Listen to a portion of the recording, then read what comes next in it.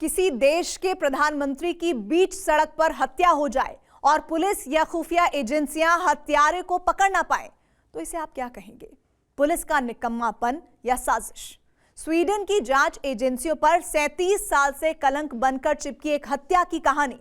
देखिए tele series का ये एपिसोड, षड्यंत्र, साइफर्स ऑफ क्राइम।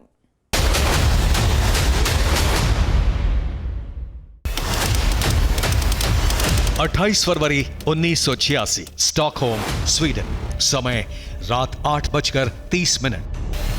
स्वीडन के प्रधानमंत्री ओलफ पाल्मे अपनी पत्नी एलिजाबेथ के साथ अपने सरकारी आवास से निकले। कोई सिक्योरिटी साथ में नहीं थी, क्योंकि निजी जिंदगी में ओलफ पाल्मे अक्सर ऐसा ही करते थे। अपने आवास से प्रधानमंत्री पाल्मे अपनी पत्नी के साथ ग्रैंड सिनेमा में comedy film the Mozart brothers देखने जा रहे थे। फिल्म देखने का प्लान अचानक बना था। प्रधानमंत्री ओलफ पाल्मे के बेटे मार्टिन भी अपनी गर्लफ्रेंड के साथ फिल्म देखने जा रहे थे। उन्होंने ही अपनी मां एलिजाबेथ को साथ चलने के लिए कहा, तो एलिजाबेथ के साथ स्वीडन के प्रधानमंत्री भी निकल पड़े। 28 फरवरी 1986, ग्रैंड सिनेमा, स्टॉकहोम, स्वीडन। समय रात 11:21। फिल्म देखने के बाद ओलफ पाल्मे, उनकी पत्नी एलिजाबेथ, बेटा मार्टिन और मार्टिन की गर्लफ्रेंड सिनेमा हॉल से बाहर निकले। मार्टिन और उनकी गर्लफ्रेंड अपने अपार्टमेंट के लिए रवाना हो गए, जबकि प्रधानमंत्री पाल्मे अपनी पत्नी के साथ उस मेट्रो स्टेशन की तरफ बढ़े जहां से उनके आवास के लिए मेट्रो ट्रेन जाती थी। वो कुछ ही कदम आगे बढ़े थे कि एक आदमी उनके नजदीक आया और उसने पॉइंट ब्लैंक रेंज से, यानी बहुत नजदीक से, प्रधानमंत्री ओलफ को गोली मार दी। उसने दूसरी गोली उनकी पत्नी एलिजाबेथ पर चलाई और कुछ सेकंड में ही एक गली में गुम हो गया। वहां मौजूद लोगों ने हत्यारे को जाते हुए देखा, लेकिन उसका चेहरा किसी को ठीक से नजर नहीं आया। राहगीरों ने पुलिस को फोन किया। 10 मिनट के अंदर प्रधानमंत्री ओलफ और उनकी पत्नी को अस्पताल पहुंचाया गया, लेकिन तब तक स्वीडन के प्रधानमंत्री ओलफ पाल्मे की सांसें थम चुकी थी। उनकी पत्नी की पीठ में गोली लगी थी, लेकिन वो खतरे से बाहर थी। क्राइम सीन से स्टॉकहोम पुलिस को यह पता चला कि प्रधानमंत्री की हत्या में .357 मैग्नम रिवॉल्वर का इस्तेमाल किया गया था। पुलिस को शक था कि हत्यारे के पास चोरी के रिवॉल्वर रही होगी।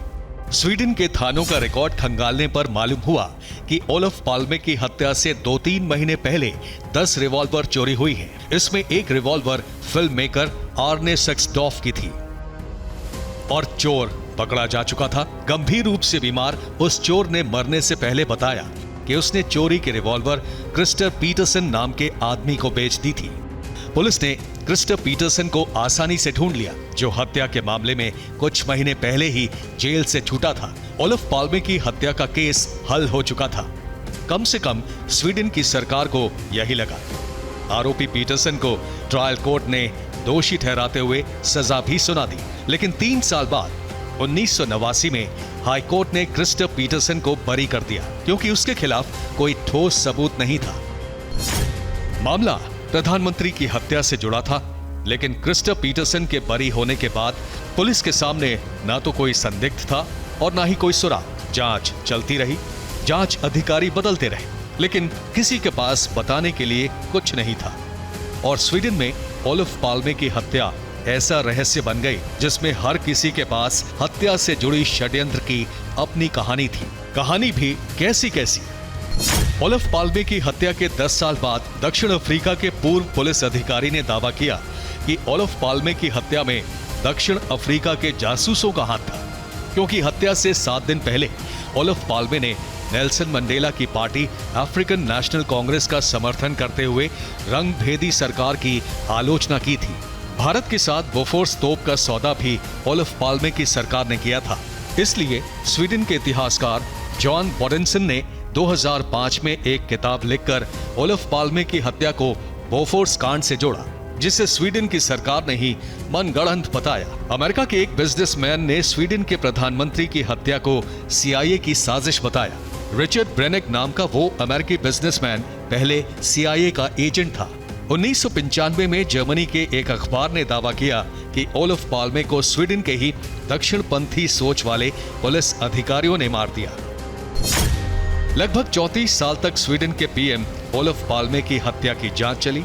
साल 2016 तक इस जांच पर 3 करोड़ 80 लाख यूरो खर्च हुए, लेकिन हत्या का रहस्य नहीं सुलझा।